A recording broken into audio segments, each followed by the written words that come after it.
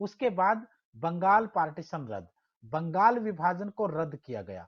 1911 के अंदर, मैंने पहले भी आपको बताया था, 1911 के अंदर बंगाल विभाजन को रद्द किया गया। बंगाल विभाजन को रद्द इसलिए किया गया क्योंकि देश के अंदर क्रांतियां बढ़ रही थी, लोगों का रोष बढ़ रहा था और अंग्रेजों ने आखिर में जाकर इसे रद्द करना पड़ा। रद्द करने वाला लॉर्ड हार्डिंग था। उसके बाद कैपिटल ट्रांसफर करने का प्लान जो दिल्ली दरबार लगा था, 1911 में घोषणा की गई। 1911 में घोषणा की गई, क्या घोषणा की गई कि जो राजधानी है, भारत की जो राजधानी है वो कलकत्ता से कलकत्ता से दिल्ली शिफ्ट की जाए। और दूसरा, ये यहां पर घोषणा हुई थी 1911 में, और यहां शिफ्ट कब की गई? अगर राजधानी शिफ्ट की बात आएगी तो फिर आपका आंसर 1912 रहेगा। ये भी काफी सारा कंफ्यूजन होता है। तो 1911 में घोषणा हुई, 1912 में शिफ्ट किया गया।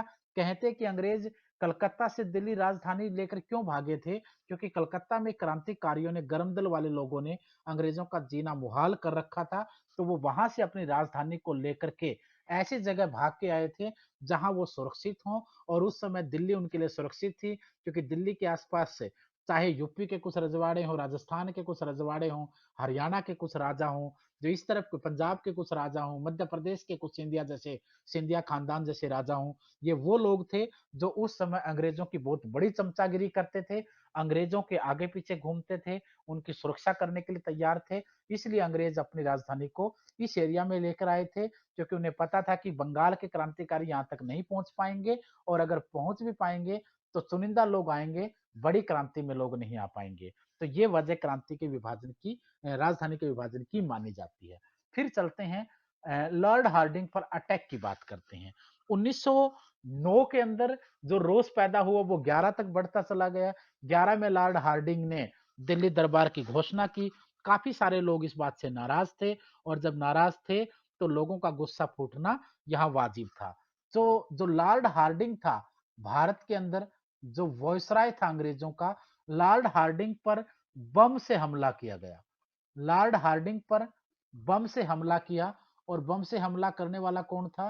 रास बिहारी बोस। रास बिहारी बोस ने लॉर्ड हार्डिंग पर बम से हमला किया, और यह हमला किया गया 23 दिसंबर 1912 को।